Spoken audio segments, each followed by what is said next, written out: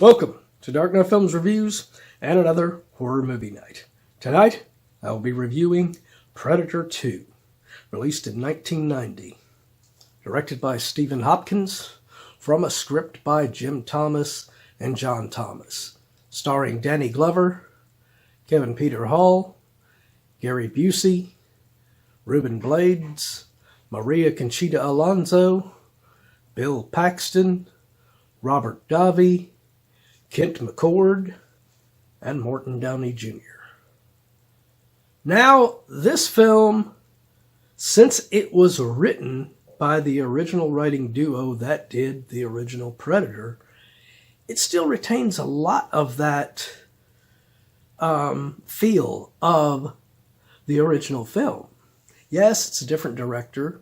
John McTiernan did not come back to do this one, but it's Stephen Hopkins, and he is a damn good director in his own right.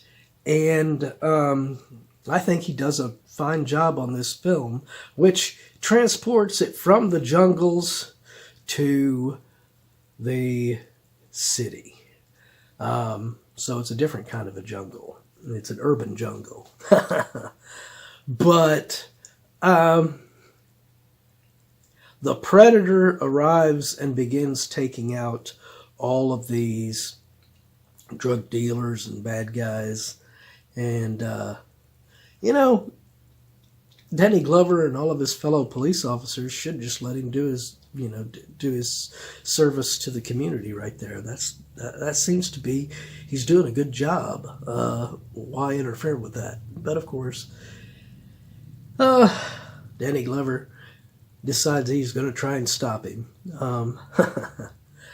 But the casting of Danny Glover in this as the character of Lieutenant Mike Hargan is a really strange casting decision, considering the fact that, as I mentioned in my previous video of Roadhouse on Action Movie Night,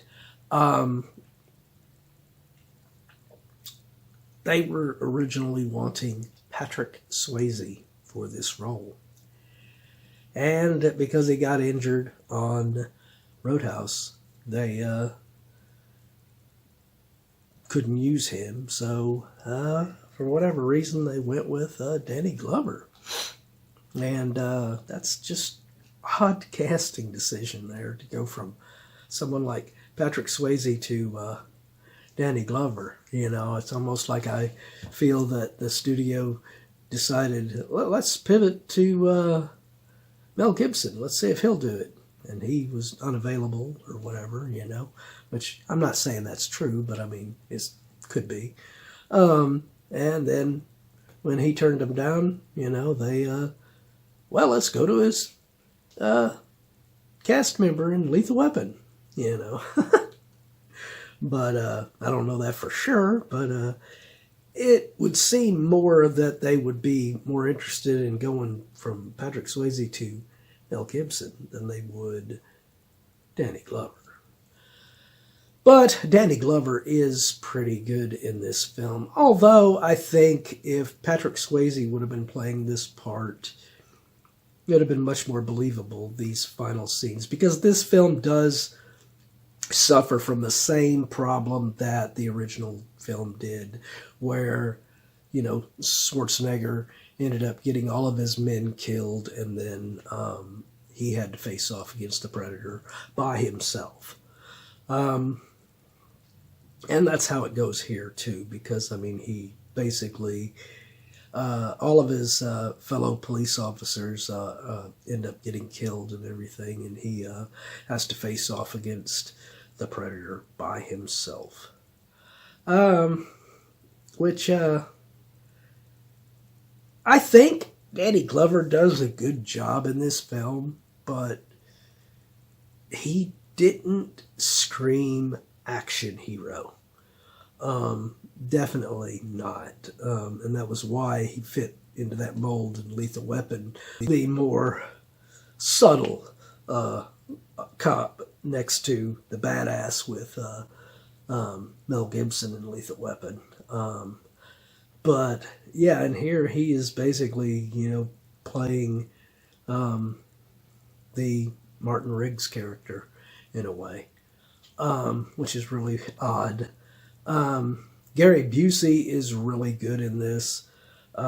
He's playing this special agent character, and he does really cool in his role as always. I mean, I've always liked Gary Busey, and prior to this, he was, of course, in Lethal Weapon alongside Danny Glover again. So, but the surprise in this was that they cast Ruben Blades as his best friend. And at this point, Ruben Blades was playing in a lot of stuff and seemed to be not a huge name, but a really well-known supporting actor playing in numerous films at this point. So casting him in this as this character, you would have thought that he was going to have a major role in here, but he is off within like the first 20 to 30 minutes of the film, which is, I don't know if they did that for shock value or what, but that was surprising when I first watched this film way back. But the supporting cast in this with Maria Conchita Alonso and Bill Paxton is excellent. Those two work really well off of each other. They have a lot of scenes together, and they work really well off of each other. And I was pleasantly pleased that Maria's character didn't get killed by the Predator. And speaking of the Predator, he is again played by Kevin Peter Hall, who gives an equally badass performance in this film as he did in the original.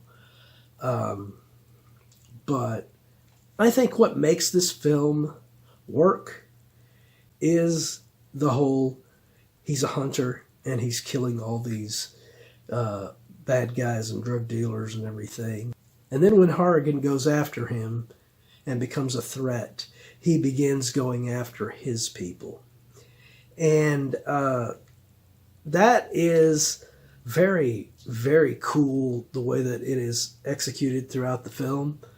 But yeah, Kevin Peter Hall is great. And the fight sequences between him and Danny Glover are pretty well choreographed. I don't think they work as well as Schwarzenegger versus Kevin Peter Hall in the original movie, just because, like I said, Danny Glover is not an action hero, so that was kind of odd. But they are well choreographed fight scenes. So my final review of Predator 2. I am going to give this film a 9.0 out of 10. I think this film probably could have been a 10 out of 10 had they just been able to get Patrick Swayze in here to play the character of Harrigan. But it's still one hell of a film. But what do you guys think of Predator 2? Do you agree with my review? Do you disagree? Let me know in those comments down below. And as usual, if you enjoyed this video, do not forget to like, share, and subscribe. And don't forget to click that bell icon so you can be notified about future videos just like this one. And while you're by the subscribe button, click that join button and become a Dark Knight fan. As a Dark Knight Fan Plus member, you have access to an area on the channel right now where you can request a movie, TV series, or ranking video of your choosing. And when I do that video, it will go up for all Plus members to view prior to it coming up for everyone else. And after that, I will put up another post to where you can actually request some more. So it's not a one-time thing. So if you want to get interactive, now is your chance. Well, that's it for another horror movie night. If you missed last week's horror movie night video, you can check it out in the link above. Or if you have missed any of our videos on Horror Movie Night, check out this playlist and you can check out anything that you've missed.